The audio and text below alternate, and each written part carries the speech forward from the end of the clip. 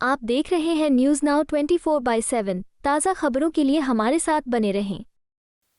आप सांसद संजय सिंह ने सभी को नए साल की बधाई देते हुए कहा, नया साल सभी के जीवन में समृद्धि और प्रगति लेकर आए और हमारा देश नफरत छोड़कर प्यार के आधार पर आगे बढ़ता रहे। इसके साथ ही उन्होंने बीजेपी पर तंज कसते हुए कहा, जिस पार्टी का नाम ही भारतीय झूठा पार्टी है वह बीजेपी केजरीवाल से सवाल कर रही है कि उन्होंने बिजली फ्री कर दी, पानी फ्री कर दिया, शिक्षा फ्री कर दी और इलाज फ्री कर दिया। लोग उन पर हंसेंगे, ये बीजेपी के लोग हैं, कॉमेडी सर्कस के किरदार बने, इसलिए उनकी बातों पर गंभीरता से यकीन नहीं करना चाहिए। देखिए, आप सब लोग जानते हैं कि 2023 और 24 का वर्ष हम सबके लिए संघर्षों का रहा, मुश्किलों का रहा और शायद मैं समझता हूं कि जो कोशिशें की गई हमारे खिलाफ वो विफल रही। लोगों की दुआओं की बदौलत, उनके आशीर्वाद की बदौलत मैं इस देश के लिए इस नए साल में नई खुशहाली की प्रार्थना करता हूं प्रभु से। नया साल सबके जीवन में खुशहाली लाए, तरक्की लाए और हमारा मुल्क नफरत को छोड़ के मोहब्बत की बुनियाद पे आगे बढ़ता रहे। आज नए साल पे ही अरविंद केजरीवाल को एक पत्र लिखा है उन्होंने।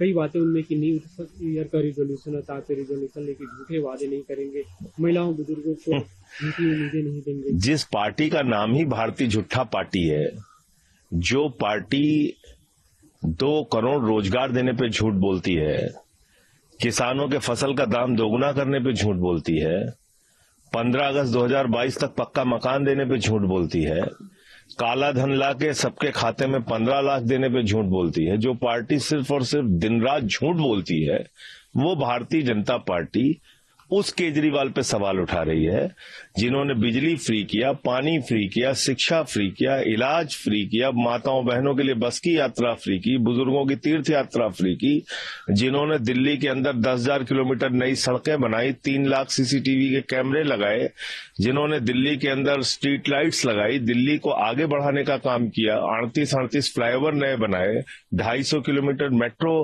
आगे बढ़ाए। आप उस केजरीवाल से सवाल पूछ रहे हैं और सब कुछ के बावजूद जिन्होंने दिल्ली के बजट को मुनाफे में डाला, आप ऐसे केजरीवाल से सवाल पूछ रहे हैं। इनके ऊपर लोग हंसेंगे। कॉमेडी सर्कस के पात्र बन गए हैं भारतीय जनता पार्टी के लोग, इसलिए उनकी बातों को गंभीरता से नहीं लेना चाहिए। अरविंद केजरीवाल ने आरएसएस प्रमुख को पत्र लिखा है, हम लोग का जिक्र, बीजेपी के नेता पैसे बांट रहे हैं, वोट कटवाए जा रहे हैं, खासतौर पर पूर्वांचली लोगों को। इसके आरएसएस से का जवाब मांगा है उन्होंने आरएसएस प्रमुख का। नहीं, निश्चित रूप से हम सब लोगों को इस बात की पीड़ा है और मैंने तो सदन में भी उठाया था मामला।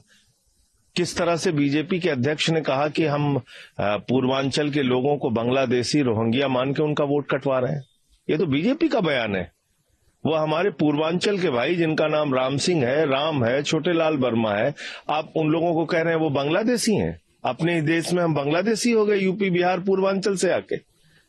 तो इसलिए मुझे लगता है कि भारतीय जनता पार्टी दिल्ली में जो चुनावी घोटाला करना चाह रही थी उसको हमने पकड़ लिया है और इसके कारण से ये लोग बौखलाए हुए हैं। चुनाव लड़ने से पहले चुनाव हार गए। एक और सवाल, मणिपुर को लेकर जो सवाल खड़े हो रहे थे, वहाँ के बयान है, उन्होंने खेद प्रकट किया कि पूरे साल एक तरह से हिंसा में रहा, मैं माफी। देखिए, वो हिंसक और नफरतों से भरा हुआ व्यक्ति है।